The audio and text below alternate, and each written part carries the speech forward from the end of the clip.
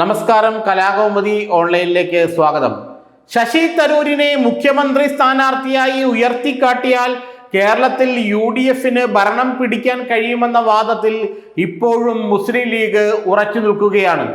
തരൂരിനെ കോൺഗ്രസ് ഹൈക്കമാൻഡും കേരളത്തിലെ കോൺഗ്രസ് നേതൃത്വവും അവഗണിക്കുന്നതിനെതിരെ ലീഗിന് ശക്തമായ നീരസമുണ്ടെന്ന് ലീഗ് നേതാക്കൾ കോൺഗ്രസ് ഹൈക്കമാൻഡിനെ അറിയിച്ചതായി സൂചന. വിദേശത്ത് അല്ലെങ്കിൽ വിദേശങ്ങളിൽ പാകിസ്ഥാന്റെ ഭീകരവാദത്തിനെതിരെ ലോകരാഷ്ട്രങ്ങളെ ബോധ്യപ്പെടുത്താനുള്ള പാർലമെന്ററി കാര്യ സമിതിയുടെ അധ്യക്ഷനായി കോൺഗ്രസ് തന്നെ ശശി തരൂരിനെ നിയോഗിക്കേണ്ടതായിരുന്നു. അങ്ങനെ നിയോഗിക്കാതിരുന്നത് വലിയ തെറ്റായി പോയെന്നാണ് ഇപ്പോൾ മുസ്ലിം ലീഗ് നേതൃത്വം പറയുന്നത്.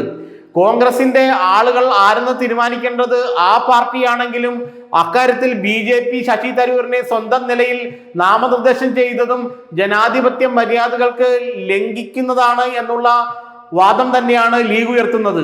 അത് ജനാധിപത്യ മര്യാദകളുടെ ലംഘനമാണെങ്കിലും അത്തരത്തിലൊരു അവസരം BJPക്ക് ഉണ്ടാക്കി കൊടുത്തത് കോൺഗ്രസിന്റെ ദേശീയ നേതൃത്വത്തിന്റെ പിടിപ്പുകേടാണ് എന്ന തലത്തിലാണ് മുസ്ലിം ലീഗ് നേതാക്കൾ ഇപ്പോൾ സംസാരിക്കുന്നത്. ശശി തരൂരിനെ BJPയിലേക്ക് എത്തിക്കാനുള്ള കോൺഗ്രസ് നേതാക്കളുടെ ശ്രമത്തെ മുസ്ലിം ലീഗ് നഖശിഖാന്തം എതിർക്കുമെന്നാണ് ലീഗ് നേതൃത്വം പറയുന്നത്. തരൂരിനെ പോലൊരു നേതാവിനെ എന്തിനാണ് കോൺഗ്രസ് BJPയിലേക്ക് തള്ളിവിടുന്നത്? തരൂരിന് മാന്യമായ ഒരു പൊസിഷൻ പാർട്ടിയിൽ നൽകി അദ്ദേഹത്തെ ചുമതലകൾ ഏൽപ്പിച്ചാൽ വളരെ ഭംഗിയായി അദ്ദേഹം അത് കൊണ്ടുപോകുമെന്ന് മാത്രമല്ല എല്ലാ വിഭാഗം ജനങ്ങളെയും ആകർഷിക്കാനുള്ള പ്രതിച്ഛായയും ശശി തരൂരിനുണ്ട്. പിന്നെ എന്തിനാണ് ശശി തരൂരിനെ അവഗണിച്ച് അദ്ദേഹത്തെ BJPയിലേക്ക് തള്ളിവിടുന്നതെന്നാണ് മുസ്ലിം ലീഗ് നേതൃത്വം ചോദിക്കുന്നത്. ലീഗ് നേതൃത്വത്തിന് ഏതായാലും ശശി തരൂരിനോട് വളരെ അടുപ്പമുണ്ട്. കാരണം ശശി തരൂരിനെ മുഖ്യമന്ത്രി സ്ഥാനാർത്ഥിയായി മുൻനിർത്തണമെന്ന് ആദ്യം ആവശ്യപ്പെട്ടതും മുസ്ലിം ലീഗാണ്, വിശിഷ്യ PK കുഞ്ഞാലിക്കുട്ടിയാണ്. എന്നാൽ അതിനിടയ്ക്ക് ഹമാസായിട്ടുള്ള വിഷയത്തിൽ ഹമാസിനെ ഭീകരർ എന്ന് വിളിച്ചത് വലിയ ഒരു തിരിച്ചടി അദ്ദേഹത്തിന് മുസ്ലിം കേന്ദ്രങ്ങളിൽ ഉണ്ടാക്കിയത്രേ.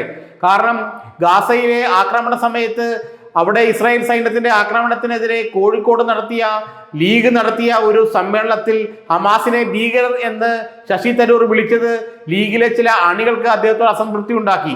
എന്നാൽ ലീഗ് നേതൃത്വത്തിന് ഇപ്പോഴും തരൂർ പ്രിയപ്പെട്ടവൻ തന്നെയാണ്.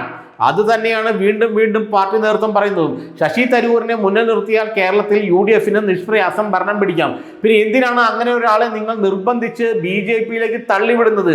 അത് തെറ്റായ രാഷ്ട്രീയ തന്ത്രമല്ലേ എന്നാണ് ലീഗ് നേതാക്കൾ ചോദിക്കുന്നത്. കോൺഗ്രസ് നേരിട്ടിറങ്ങി ശശി തരൂരിനെ തങ്ങളുടെ ഡെലിഗേഷന്റെ പ്രധാനപ്പെട്ട ആളാക്കി നിർത്തിയെങ്കിൽ ഈ പ്രശ്നങ്ങളൊന്നും ഉണ്ടാകില്ലായിരുന്നെന്നും കൃത്യമായ രാഷ്ട്രീയ അവസരങ്ങൾ ചൂഷണം ചെയ്യാൻ കോൺഗ്രസ് നേതൃത്വത്തിന് കഴിയില്ല, അത് അവരുടെ പരാജയമാണെന്നുള്ള വിലയിരുത്തലിലാണ് മുസ്ലിം ലീഗ്.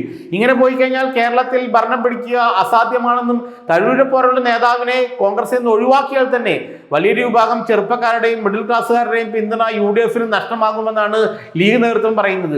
ഇക്കാര്യത്തിൽ ലീഗ് നേതൃത്വത്തിന് വലിയ ആശങ്കയുണ്ട് താനും. കാരണം അടുത്ത തവണ ഭരണത്തിലെത്താൻ കഴിഞ്ഞാൽ പിന്നെ ലീഗിന് UDFൽ നിൽക്കാൻ കഴിയില്ല, അവർക്ക് വേറെ വഴി നോക്കേണ്ടി വരും. അത് ലീഗിന് വലിയൊരു രാഷ്ട്രീയ പ്രതിസന്ധി ഉണ്ടാക്കുകയും ചെയ്യും.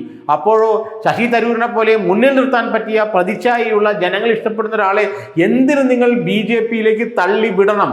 ഇതാണ് മുസ്ലിം ലീഗ് നേതൃത്വം ഇപ്പോൾ കോൺഗ്രസ് നേതൃത്വത്തോട് ചോദിക്കുന്നത്.